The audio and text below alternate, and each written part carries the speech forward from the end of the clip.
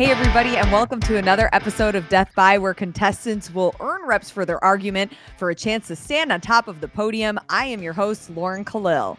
Whoever I decide has the best argument through the final round will earn 30 seconds to talk about a topic of their choosing.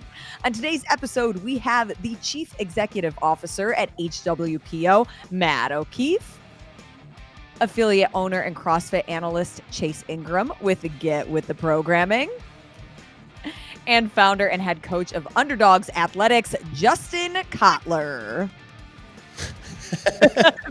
Beautiful shot. I like that we've all kind of worked on our introductions, but I'm a little sad that Chase doesn't have his long hair that he used to wear. Didn't you have a wig that you wore once? Oh, yeah. That was probably the last time I lost, so I just stopped. Oh, really? Oh. Okay. Oh, man.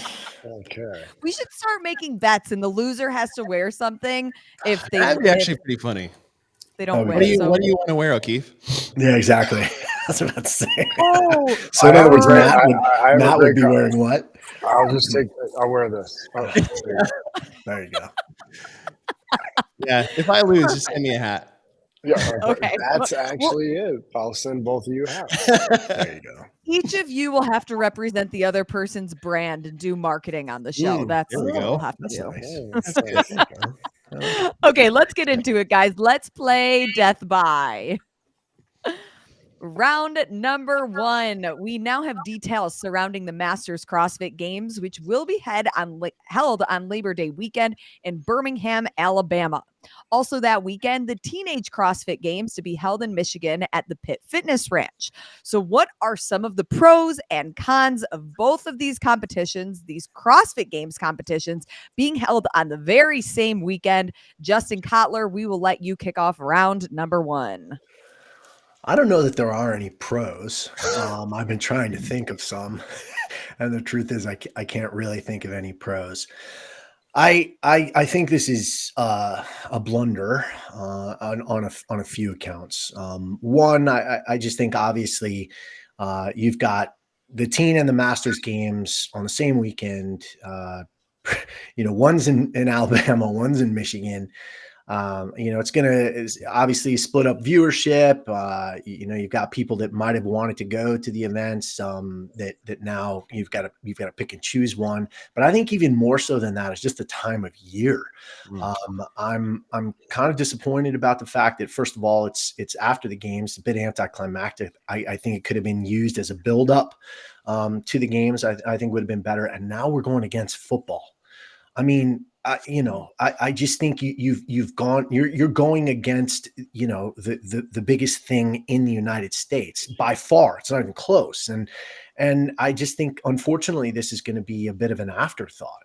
I'd love to say that, they've set these events up to succeed, but in my opinion, they've set these events up to fail. And it's disappointing because, we've really talked about the Masters and the teens in the last couple of years about how it's been a bit of an afterthought. And I think with what we're seeing, it continues to be an afterthought. 3 points for Cotler. O'Keefe, what's your take? Yeah, on the pro, I do see a pro here. I mean, on the pro side, there's more awareness. If you're doing a lot of things at once, there's more, engagement, eyeballs on one thing. Well, in this case, multiple things, but sort of same theme. So I think it, gives them space independent on the calendar, so that's exactly and only what we're talking about. That's about it. I couldn't agree more with a lot of things that Justin said. I think that, share a voice is, sort of the theme of that. We're sharing our voice with other sports, major market sports, that time of year, all of them, not just football. We have baseball, basketball starting, hockey. The TV is just littered with games every night. And we're also sharing the voice between those two events themselves and dividing. It's probably, a very similar audience engaged on these things, I guess, which would beg the question, why aren't we combining these events, creating more of a one-stop shop? So because the attendance is really where it's at an event like this. Broadcast is probably going to be nominal. Why does Wadapalooza not broadcast that or the games anymore? Because not a lot of people engage it. We should put these things in the same place. the right time of year, and not share the voice with other things. 3 points for O'Keefe. Chase? I'm with Justin. Is pros. I'm trying to.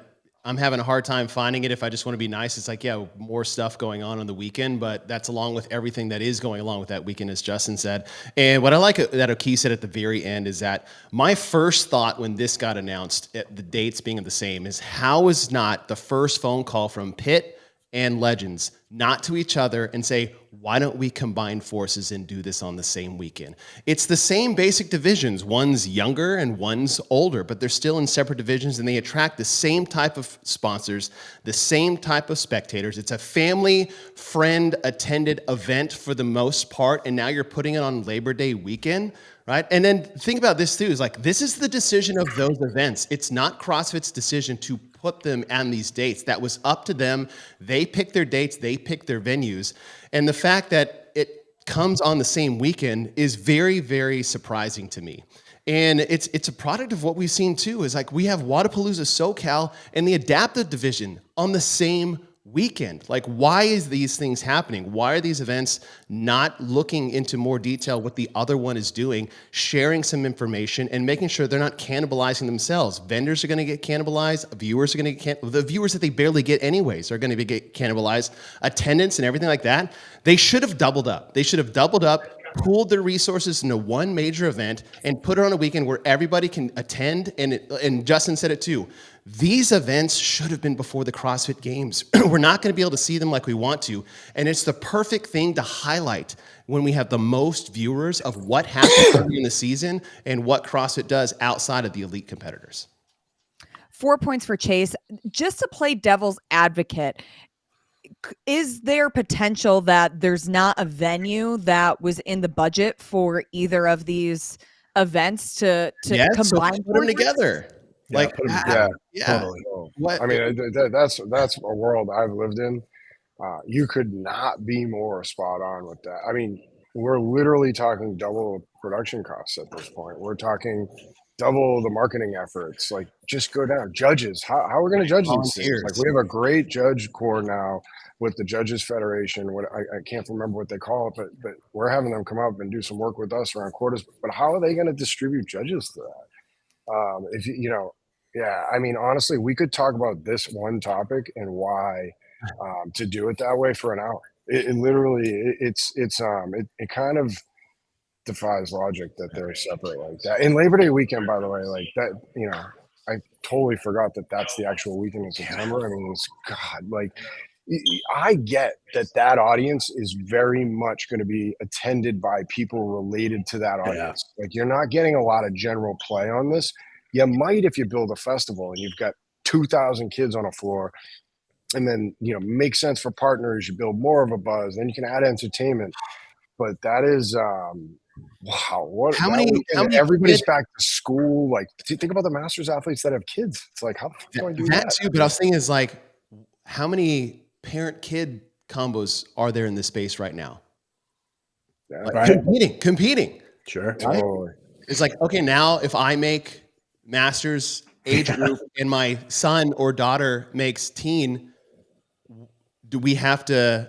For sure, they're going. I will forfeit any of my future fun to celebrate their real future of what they want to do. But like, do we have to do that? Like, it's disappointing. Like, and I don't even get mad, and I don't want to shit on it. Like, I'm just like, it's disappointing because there is an opportunity there to celebrate everyone, and now we have to divide what that could be. So it's celebrate, which is important, but the other side is what's distant in our system is the continuity throughout the calendar. So it's creating more perpetual stories. And if we just position these things properly, and I get it a little bit from CrossFit's perspective, hey, outside event organizer, we don't want to restrict you on venue and cost you more money because of the date. Like, they're doing their best on that side. They need to give some parameters and boundaries. Hey, it should be in like July or something along those lines. We can use as a market the story. Like, the story is like, at that point, dude, half the people have been on vacation for a month from the games. Athletes, coaches are like just coming out of the ether. Just a tough time of year, honestly. Yeah. It's just like very forgotten. I mean, what's that dead period like? Sorry, Lauren, the dead period like between semifinals and CrossFit Games, we're just kind of like waiting for it to happen. Is like Be a what great better time. time is like, hey, one weekend it's masters or masters and teens. Like just put them together, right? Like even if they're on 2 separate weekends, even if they're 2 weeks apart, that's not enough time to get as much together in one spot, right? Teens and masters go 1 week, adaptive goes in the week before, and all of that is in season, which is open to CrossFit Games. That's the season. That's what the season structure timeline really is. And what a better way to get thirst for what's coming in Fort Worth is that you get the teens and masters and you get people who maybe didn't qualify for games and they can show up and support these events. Like there's going to be plenty of athlete appearances because I know that was one of the things like, oh, we don't want to take games athletes that qualify and maybe have them do these events and that'll take away from their training. It's like, listen, whatever. Like there's going to be plenty of people that aren't qualifying this year, unfortunately, but that's just the way the sport goes. And just that build up, and I know Sean's talked about this a lot too, is like we always want to tell the stories, but we want to make sure that there are people there to watch the stories and hear the stories and truly understand the impact they have. And there's no better place to tell those stories at the CrossFit Games. We have no stories at the CrossFit Games because all of this is happening afterwards. But do you think that this could potentially be a product of the CrossFit Games not being in control of them? Because you look at something like SoCal, they announced their dates so early, but without details as to what divisions there were. And then you have a competition like Wheelwad trying to find dates, trying to find locations. They maybe only had 1 or 2 options. Yeah. That is kind of It's what not they were easy to steered do. the direction Keith of. knows that. But and then you have these 2 divisions, if they're not looking at a calendar or communicating together and even thinking that they could combine forces, what is the solution? Should CrossFit have a calendar and should they build out, hey, this is the time of year we want masters, this is the time of year we want legends and so forth? It's got to do with commercial viability. Let's just make sure we take these things and separate them. CrossFit is doing best they can by those outside event organizers. That's a fact. Because if you restrict them to a calendar, and say like you have to work within these dates, you might cost them 100% more on a venue. There's different times of year that are more costly than not, depending on what else is going on in those areas. There's definitely a formula when you're dealing with the canvas, which is the globe, but especially the United States. But you got to remember, some of these guys are local, they live in the communities that they're running these events in. That's where it makes sense. So, I mean, it's a challenge for sure. I think that, the learning this year should be, let's take that next step and have a bit of a conversation around this to see if we can put them in better dates. They are doing I mean, I don't want to like completely put this towards them because it's what a lot of people ask for, which is like, hey, move that thing out, more focus on the games, give other people control. I think they've learned that quickly in this process that they got to find a better spot on the calendar and maybe put these things together. Like honestly, they've done their best with that for the event organizer and the commercial side. Do we know if CrossFit is going to control the broadcast in the sense that they could run one stream that plays both of them on one YouTube channel? I don't know. I think they have the capacity to do that if they want to be that conduit between the streams. And I don't know what this plan is for any of those broadcasts, but they've done it before. They did it during sanctionals, right? They put on the website and they can link to a YouTube and they can say, okay, here's the Far East Throwdown while it's going down at the same time as Torium Pro and the same time as Syndicate, right? Like they've done that in the past. So that is something they could in-house on the game site. I don't know how easy that is. I'm not the tech side, so it's like, hey, you guys can do it, right? Like there is a little bit more nuance and intricacy to that. But yes, they've done it in the past, so they could do it for this. It's literally like a box. Like this because you've done it. It's like a box. There's like one box that you connect to that does that whole thing that makes it super. Well, just think about how much easier it would be if they were together. I mean, it makes it so much easier in so many ways. No one can convince me that this is positive. Yeah, you can't. I mean, it just, to me, and hopefully they'll learn from this. But in my opinion, I think, it's tough. It's the first year, and I understand there were probably time constraints, and they were kind of scrambling, to get things together. But I really do think like they had to kind of take a look at this, and when they realized same weekend, different parts of the country, it could have been so easily solved. I think they probably were like, oh shit, you know, and now going to next year, I think you got Yeah. you got to try to, you got to try to link up. So, all right. Still time to see what happens. As you guys mentioned, we could talk about this for the entire show, but we have more topics to get to. I'm sure that this will be brought up more as we get closer and into the season. And speaking of the season, I really can't believe I just looked at my calendar and it is only 2 weeks until the CrossFit Open. Oh. Each year, I know you guys have experience with workouts you love, you hate. We're going to talk about specific movements. Each of you give what you think is the best movement to test in the open and what is the worst movement to test in the open.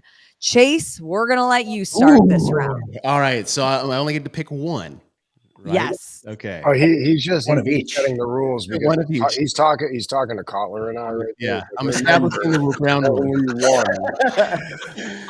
Here's my list of things. The thing is, like, I can roll out a scroll of things we don't want to put in the open, but I'll say we'll start on the positive note. The best movement you can put into the open is a burpee. The best thing. Why? Because everyone can do one. Why? Because everyone can do them even when they're fatigued. It's just a matter of wanting to continue to do them when you're under fatigue, which is the toughest thing. Everybody can go down the ground. Everybody can get off the ground. So the burpee, whether it's bar facing to a target, over a rower, onto a box, the burpee is, I would argue, is the easiest thing to program as far as facilitating the open, a movement that's easy to judge. And as far as the most basis level of just testing someone's fitness, I mean, 7 minutes of burpees was an event. 12.1 is probably Dave Castro's favorite one he ever put because he knew how much he'd piss everybody off because of it. Don't bring it back. please. Don't do it. No. But I'll say the burpee. As far as one that I think does not need to enter the realm of the open programming itself, this is a very easy cop-out of a movement, but I would say a pistol. The pistol does not need to be in the open. It was once before, and it never needs to come back again. Save that for elite competition and in-person competition. The pistol itself for an online competition, not just difficulty of the movement, but the difficulty to see and judge, especially on a video camera when it's only seeing one side. There's just no reason to put that in or to complicate things more. Okay, the pistol. That's actually not what I expected you to say, Chase, but I do like that answer. 3 points for Chase. Yeah, we get it. That's a personal choice, but Yeah. Cotler, you're up next. What do you hate and love? So those two are on my list, burpee and pistol. They were part of my top three. So I wasn't sure which way people would go. So I have three each. So since I get to go second, I go to my second two choices. You know what I love during the open, and I think it's just become part of like open lore, is that every year someone gets their first ring muscle up during the open. It's just so fucking cool. Like you see the footage, right, of like the person get their first ring muscle up and they struggle through and then they get to the top and everyone in the whole place is going crazy and they're screaming and yelling and the whole nine. So I love the ring muscle up in the open simply for the dramatic effect. Like it's just a really, first of all, I think it's a higher level gymnastics movement that we have in CrossFit. And it's one obviously that the elites should be able to do. And it separates the men from the boys. Right. But I love it for the dramatic effect in the open. I think it's just really cool. And one that listen, it hasn't been in the open, but it made its way into quarterfinals last year. And I think hopefully we never see it again in any type of competitive environment ever for the history of competition. And that would be the V-up. The V-up to me was as awful a movement as you could ever put into a competition. It sets the judges up for disaster. It's impossible to judge. You can't tell. Like it was like, oh, you can't bend your legs except if you're just not flexible enough. And then you can bend your knees to reach. Like you need to touch your toes. Well, okay, fine. Your laces, you can get away with that. Feet need to be together. Well, most of the time they need to be together. Like it just became a fucking disaster. So I will go with the ring muscle up and the V up. Of course you would. like it. Of course you would go with the ring muscle up. yeah. I do love ring muscle ups. That's true. 4 points for Cotler. O'Keefe, what do you got in your pocket? Yeah, lots of things, and a list because I knew somebody would take the burpee, which is brilliant, honestly. And accessibility is the answer to Brilliant, this. It's Chase. like, how are we creating an environment that's very attractive to everyday athletes to stay with us for 3 weeks? Yes, thrusters. It Mm. is the most Mhm. on brand, on open, whatever you want to say about it. Thruster is, the most authentic piece of the CrossFit Open. Has to be every year. High reps gives the opportunity for people who can't necessarily move that lighter weight to be able to at least do it a few times. And if we think back to the Open, there's so much magic around the thruster. Maybe because I was with Matt for years and it was always something that nobody could touch him in. But it's just gruesome, cruel, hard, and it's what the Open is for me, honestly. So I'd love to see thrusters forever, every year. The no side, 1 rep max. I am over the 1 rep Ah, max. dude. Yeah, But it's dude, like that's it's right. like it's like in the Open, no, hell no, Yep. dangerous. 1, 2, skews the leaderboard, and we always talk about it. We learn the same damn lesson every year that comes up where it's like, oh, it's all the guys who can lift heavy that go through. Stop doing it. Okay, that's it. No more 1 rep maxes in the Open. Amen. But don't you think Amen. that those 1RMs are similar to those ring muscle up moments? No, because it's different, honestly, because I'm also speaking to the high end of the leaderboard here. It skews the top side. That's a like everyday athlete thing. Justin could not be more spot on. Some of my greatest moments in a CrossFit gym are watching people, including myself, get their first ring muscle up in the Open. Amazing. The problem with the 1 rep max is Matt, Tia, Katrin, some of these guys have been in peril through the Open because there's heavy lifters or there's good CrossFitters that are just great at lifting, and it skews the board and it creates stress. People might say like, oh, well, that's part of it. You got to test. It's just not distributed even enough across the scoreboard. It's too heavily weighted when you're talking 1 of 3, 1 of 4. I personally hate the answer, but you've made some really good arguments to support it. So I'm going to give you 5 points, O'Keefe. Wow. Look at you. Oh, I hope boy, that doesn't happen. I know this is growth and Getting maturity hot. here. I'm getting hot over here. Ooh, love it. Okay, no 1RMs. What stage would you want to see those in, O'Keefe? I think it's fine in quarterfinals as long as you have 6 to 8 scores. I think that's really it, honestly, in the end for me. It's just like, who do you want at the next stage? If you want a 1RM, you're not getting a certain group to the next stage. That's just the way it is. I don't think it should be at quarterfinals either. I think it should be at the games. I don't think you should have. I don't think unless you're balancing a 1RM with a single modality test like a handstand hold or something along those lines, and they're 50 points each. There's just the monostructural movement. Yeah, I mean, correct. Like there's just at the games you can test it because they're 12 to 15 events. Anything less than 8 events, not much. I totally agree. And what about a 3RM? Where would that fall into the mix for you guys? Thing. No, it's the same. Same modality weightlifting test. More dangerous. What about complex? No, it's a single modality weightlifting test. It's all the same. Single modality weightlifting test. Mad. Yeah, but I would feel the same. Listen, I would feel the same way if it was 30 muscle ups for time. I would feel the same way. Any single modality test in a competition that's less than 8 events, 7 events, 8 events probably. I don't think it should be in there unless it's paired with another one that you can then split up the points. What about 7 minutes of burpees? It's everybody can do it.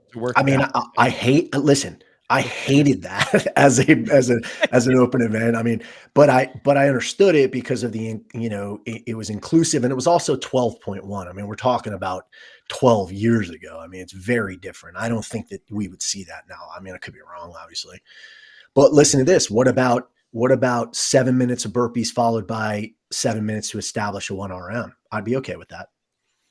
Not in the Open. I would only be okay with that if you added them together in kilos. 50 points. I would 50 points each. No, and that was an event. Just added them as total number. Reps. Okay. Add those numbers together. You get one score. Yeah, that's cool.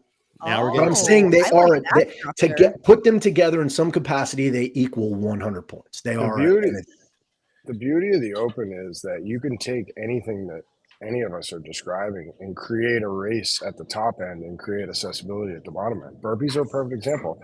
Everybody, 7 minutes, it's probably outdated. Maybe it's an 8 or 9. Now you be careful because of rhabdo, but like quite frankly, you can create a competition and create accessibility at the same time by being simple like that. That workout, by the way, that is the first workout I ever did in a CrossFit gym. I walked in, did my baseline. They told me to come back Thursday. I came back and some guy had a clipboard in front of me and he's like, "You're gonna get up and down for 7 minutes." And I was like, That's "Excuse me?" awesome. And look And at I you was now. You've hooked. made I it was this far. hooked immediately. I got 100 burpees my first day in CrossFit. Damn. So All right. yeah, Good for you. good.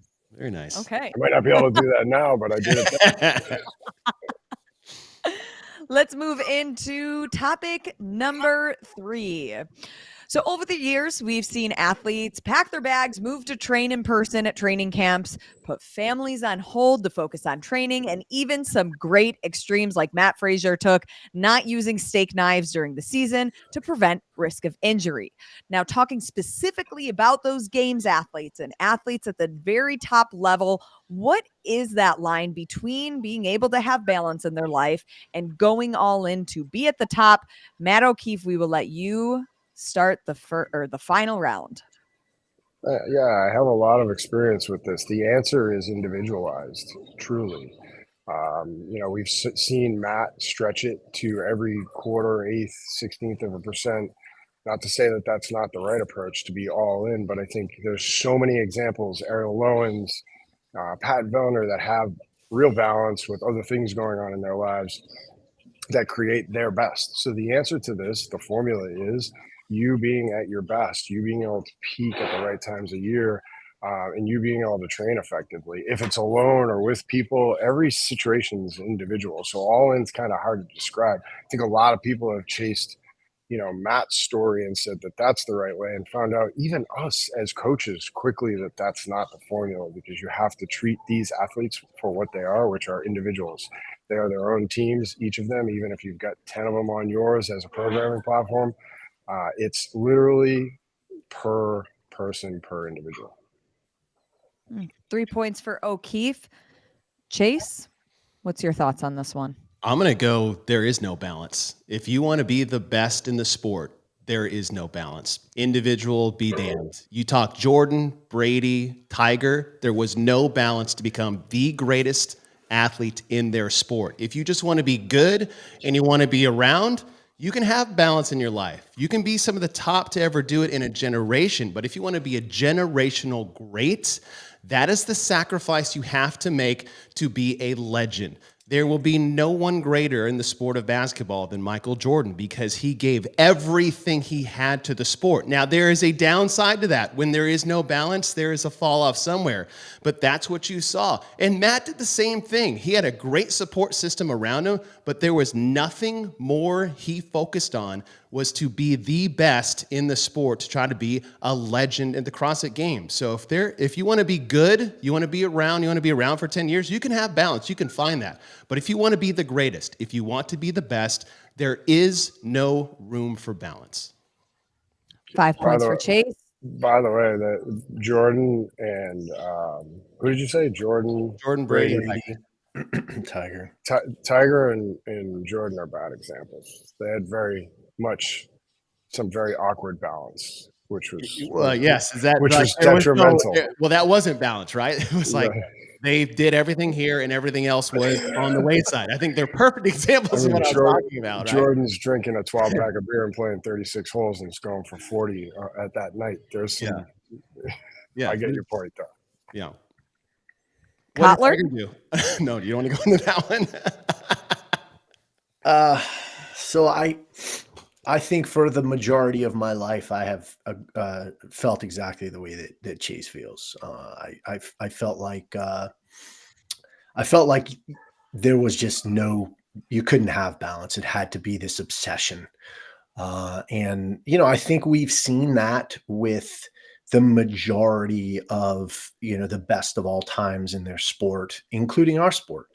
I think that probably not a lot of balance when you look at Rich when he was younger, and Matt and Tia.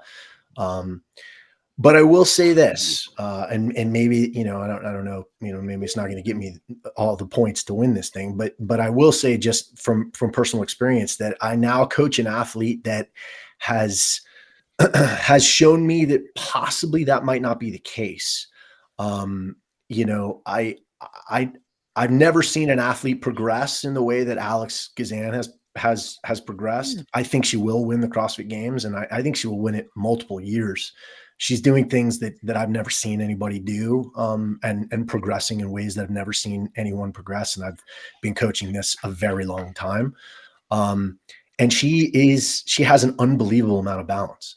Now, whether or not she'll be the best of all time, I can't say that. I mean, she's 22 years old. A lot can happen, obviously. I do think she'll have an incredible legacy in the sport. And I have been immensely impressed by the amount of balance that she has in her life, and what she is what she has accomplished, and what I think she will accomplish. That's not to say she doesn't put in the work, because she works her ass off, but she just has more balance than anyone I've ever seen at this level, that I think can get to the next level. So I'm curious. It's almost like an experiment in the works, like that I'm witnessing on a personal level, because I never thought you could have the type of balance that she has and make the type of improvements that she's making. And maybe it's just because she's such a genetic freak that she can just get away with it where most people can't. And I think that's partly true as well. But I'm almost saying that I'm kind of continuing to learn in that respect. And I'm not sure that I ever would have thought that had been the case. I think that prior to Alex, I was 100% in the Chase camp, and now I'm not as sure, because I'm witnessing something a little bit different than I've ever seen before. Before I give you points, and I'm curious, this is for everybody, but is there somewhat of a shift in our sport where more athletes are having balance, that not one athlete necessarily needs to be, I don't want to say not all in, but everybody can kind of have balance, if that makes sense? I don't know. I mean, no. I mean, I think people are learning as camps. Justin is talking about his evolution as a coach. I think we're all kind of learning about the traps that exist, with what we've experienced in the past. But no, I mean, these guys are pretty dedicated, all in. Balances at not at a premium. I mean, it's very low on the totem pole with most of them. I think just a lot of them are becoming more self-aware that, like, they can handle volume or not. Like, there's certain things they got to spend more time on. There's not one way to train an individual athlete for the CrossFit Games. You have to be Justin speaking to it is like, if he tried to train Alex, to be the greatest of all time from his perspective, and take an all-in approach, he'd probably be less effective at the CrossFit Games. You've got to start to understand your people more and speak to them the way that they need to be spoken to. We learned a ton about that this year. Training people one way is not the answer. To the best of any of your knowledge, is anybody training to the extremes that Matt was when he was in the CrossFit Games? Yeah. I'm sure there are, but it's got to be the perfect storm, though. You get, just because you train the way Matt trained doesn't mean you're going to end up like Matt Frazier. I mean, you're talking about someone who was genetically perfect for the sport, had a background in super high level weightlifting. So he had certain characteristics that most people don't have. I mean, both his parents were Olympic figure skaters, and he grew up doing all these weird things that he was capable of doing. Like, I mean, he was telling me when I visited Vermont, like, some of the things his dad used to dare them to do. And it just so happened that, like, some of them eventually showed up in the CrossFit Games, like doing weird things on, like, walk down the stairs on your hands. I bet you can't do that. And just like things that you would never think of doing, that he was just capable of doing.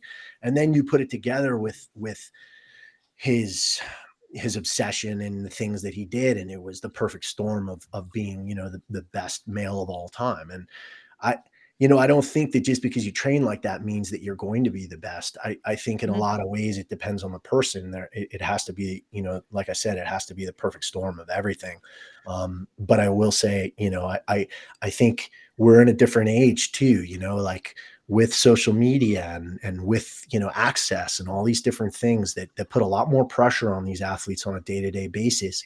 That we didn't see with some of the greats back in the day. And so I think we've seen some burnout with some of our best athletes, possibly because of it. And I think it lends itself to maybe having a bit more balance. But don't get me wrong, there still has to be that dedication and a bit of obsession there to be able to reach the top. This is why I think Adler may be that sneaky, quiet athlete that can sustain what he's doing at a very high level. And I'm not saying GOAT level like Rich and Matt and Tia and but I mean, if your coach is your partner and all you guys focus on is being the best in the sport, and whether it's in the affiliate, I mean, you have a guy who does .com and follows the zone and his like what Caroline Lambre has done with him over the years is like, think about the buy-in you have with that and the risk you take. I mean, every one of us who is try to coach our significant other realizes the challenges that can be. That ended for me very quickly. Ended for mine. Mine was like, I was teaching the push press. We just got through on ramp. I was like, hey, use your legs a little bit more. And I am. She said, I am. And I was like, no, you're not. She dropped the bar and didn't come back to the gym for 3 years. Like, that was it. Story, right? Yep. But what I like that Adler does is a lot of things that you guys were touching on too, is that he doesn't spend a lot of time in the social media limelight. He doesn't spend a lot of time doing podcasts or a YouTube channel or all these things that athletes may feel like it is required of them. And sometimes it is required of them, depending on the partners and the sponsors obligations that they have there. And I think Jeff could be in that really nice, sweet spot of having long, sustainable success at the CrossFit Games at the highest level. You may never see someone at that Matt Tia level again, honestly, quite frankly. You know how hard it is to win 2 after winning 1, and like the mounting pressure that they've experienced something that maybe nobody ever will again. Honestly, Justin can probably speak to it after winning 2 in a row. It's just like gets so much tighter and harder. But from a training perspective, I've been around many camps, many athletes represented and all over the place. I've never seen the intensity that was put in Matt and Tia's daily regimen comparatively anywhere else. I mean, and quite frankly, Justin's spoken to it, like, they have a background that allowed them to do more volume in certain areas. They had, that makeup for it. And maybe the desire more. I don't know. Like, we'll never know that. Maybe the way that they're wired allowed them to bring their body to limits that others don't know if they can mentally. That's an area that's, I think, underspoken to about the two of them, is that I mean, they put themselves in shitty positions on a constant basis, and we're able to overcome that from a mental perspective. The mental side of the sport is not talked about enough. It is so damn hard. And so, who knows? I mean, they could have just been that once in a generation or multiple generation talents that we're going to see in this space. Cotler gets 4 points just by the skin of his teeth. Chase wins.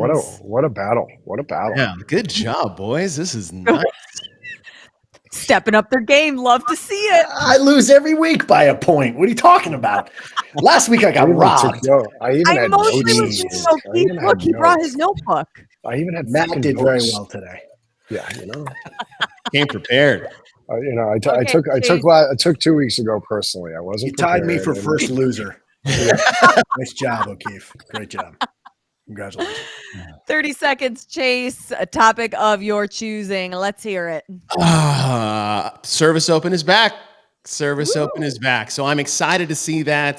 They just got announced a couple days ago on CrossFit Games Instagram handle. It's on the dashboard. Like, if you guys are in that service member department, first responders, police, fire, military, they even got fittest affiliate owner and coach is now somewhere there in the hashtags on the leaderboard. So I'm pumped to see the Service Open back. I've heard there's going to be some new things on the horizon to go along with it this season, different than the past. So I'm happy to see that return to the CrossFit Games season. 2 weeks, baby. That's all we have until it kicks off. I hope we don't see 7 minutes of burpees. Panel hopes we don't see any 1RMs. I would love that. It's over in 7 minutes and you just close your eyes. Just stay on the ground. Awful. I mean, if you get up, just get up. By the way, I had a good one for this week. I was even prepared for the win, Lauren. You just took it away from me. Okay, I like the positive You know thinking. what? O'Keefe, you had something prepared. I'll give you your extra overtime moment. I want to hear it. Yeah, You do. Go ahead, O'Keefe.